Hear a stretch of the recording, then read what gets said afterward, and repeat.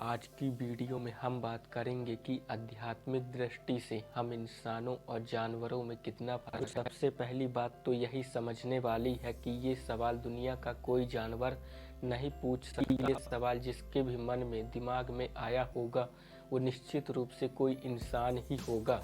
सबसे पहले हम जानवरों के बारे में समझने की कोशिश करते हैं, उसके बाद हम इंसानों की बात करेंगे जिससे इंसानों और जानवरों के बीच के फ़र्क को हम बेहतर समझ पाएँ। दुनिया का कोई जानवर जिसके पास इंसानों जैसी चेतना नहीं होती, और ऐसा सिर्फ इसलिए क्योंकि प्रकृति ने जानवरों को ऐसा ही बनाया है।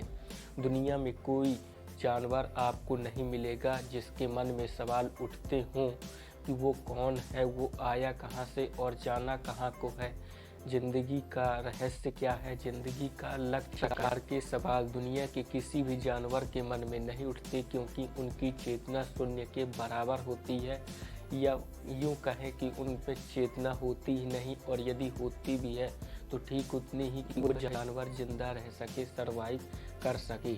लेकिन हम इंसानों के साथ ऐसा बिल्कुल भी नहीं।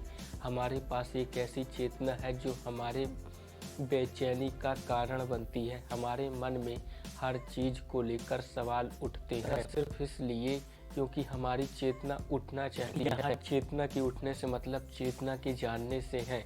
हमें जानना है क्योंकि हमारे पास जिज्ञासा है। जब तक हम किसी भी चीज़ के बारे में जान नहीं लेते तब तक हमारे मन में खलबली सी मची रहती है। यदि आप इस वीडियो को अभी तक देख रहे हैं तो आप वीडियो भी सिर्फ इसीलिए देख रहे हैं क्योंकि आपको जानने की जिज्ञासा है। लेकिन हमारे साथ प्रॉब्लम यही है कि हम एक नहीं, चाहे जितने वीडियो देख ले या किसी विषय के बारे में चाहे जितना भी जान ले, हमें कभी संतुष्टि नहीं मिलती।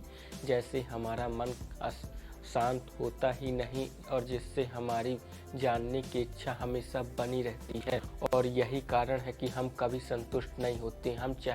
हमें चाहे जितना भी मिल जाए या हम चाहे जितना भी हासिल कर लें, हमें कभी संतुष्टि नहीं मिलती। और यही कारण समझ चुके होंगे कि इंसानों में और जानवरों में कितना फ़र्क है। अब समझने की कोशिश करते हैं कि ये फ़र्क क्यों है।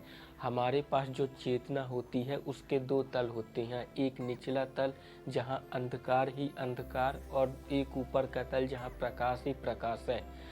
हमारी चेतना निचले तल से उठकर ऊपर के तल में जाना चाहती है, और यही कारण है कि हमारे मन में सवाल पे सवाल उठते हैं, और जो हमारे सवालों का सही जवाब मिला तो ठीक, वरना यही सवाल फिर हमें तंग करने लगते हैं। और फिर नशा करने के पीछे भी यही कारण होते हैं। यदि हमें हमारे सवालों का सही समुचित जवाब न मिले तो फिर हम नशा कर कुछ देर के लिए खुद को शांत कर लेते हैं। लेकिन नशा एक समय सीमा तक काम करता है, तो नशा तो हमारे किसी काम का नहीं, क्योंकि यह हमें ज़िंदगी भर के लिए राहत नहीं दे सकता। हाँ, थोड़ी देर के लिए दे सकता है। तो हमारे लिए आखिरी रास्ता अध्यात्म ही है। अध्यात्म की यात्रा शुरू करते ही हमें हमारे मन को धीरे धीरे शांति मिलने लगती है। तो हम इंसानों में और जानवरों में बस इतना ही